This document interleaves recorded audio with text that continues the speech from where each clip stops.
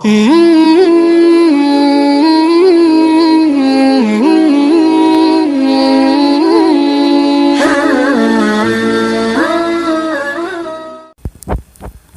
5 minute کا مدرسہ قرآن و حدیث کی روشنی میں۔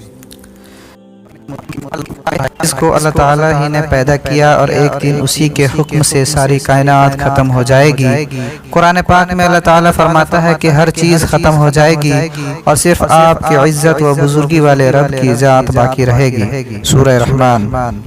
حضرت عبادہ بن صامت رضی اللہ عنہ فرماتے ہیں کہ رسول اللہ صلی اللہ علیہ وسلم نے فرمایا، اس دنیا کی تمام چیزوں میں سب سے پہلے اللہ تعالیٰ نے قلم کو پیدا فرمایا اور اسے لکھنے کا حکم دیا، تو اس نے عرض کیا، اے میرے رب میں کیا لکھوں؟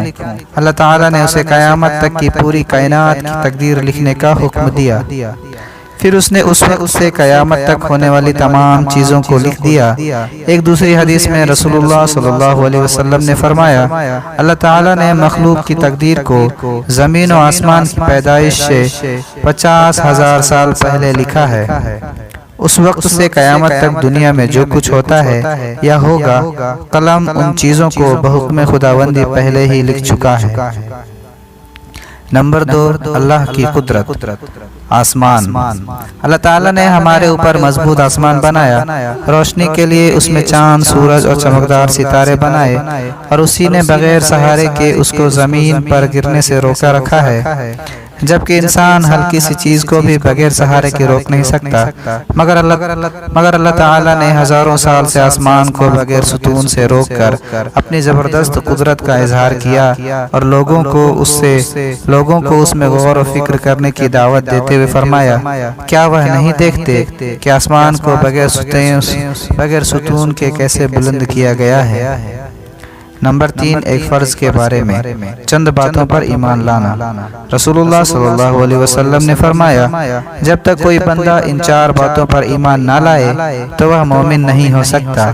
نمبر 1، اس بات کی گواہی دے کہ اللہ تعالیٰ کے علاوہ کوئی معبود کے لائق نہیں، کوئی عبادت کے لائق نہیں۔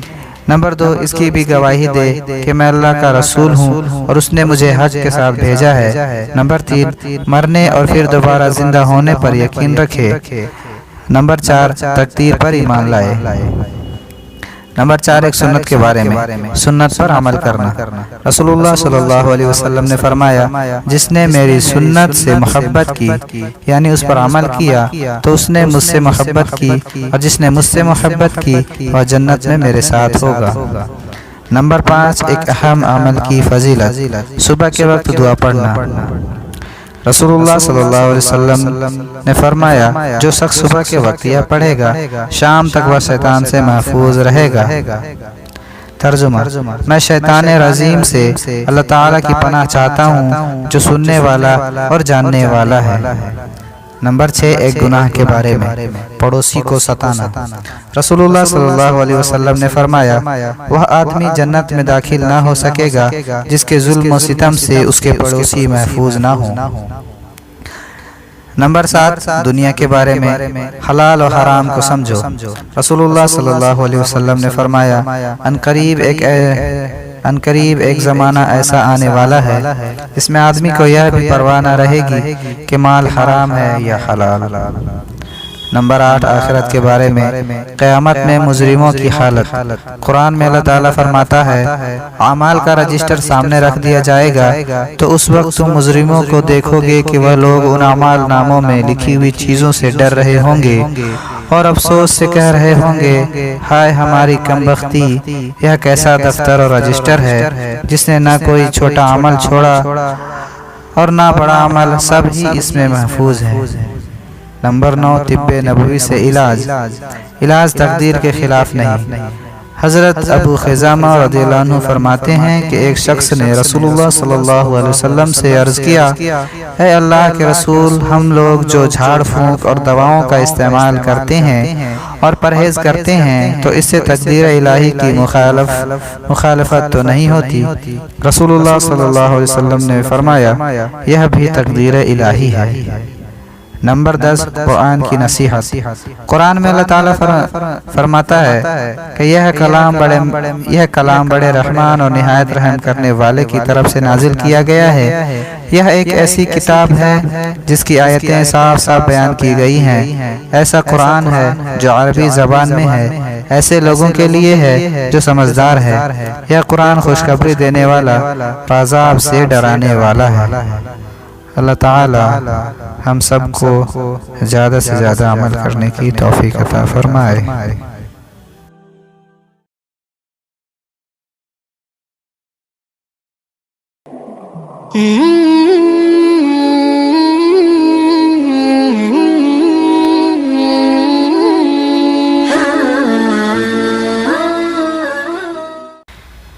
بسم اللہ الرحمن الرحیم۔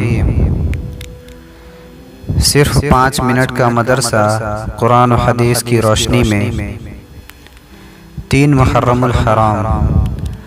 نمبر 1 اسلامی تاریخ۔ فرشتے اللہ کی مخلوق ہیں۔ فرشتے اللہ تعالیٰ کی مخلوق ہیں جو نور سے پیدا ہوئے ہیں۔ وہ ہماری نظروں سے غائب ہیں، کبھی اللہ کی نافرمانی نہیں کرتے۔ اللہ تعالیٰ نے اس کو مختلف کاموں پر لگا رکھا ہے، وہ ہر وقت انہی کاموں میں لگے رہتے ہیں۔ فرشتے بے شمار ہیں، ان کی صحیح تعداد اللہ تعالیٰ ہی کو معلوم ہے۔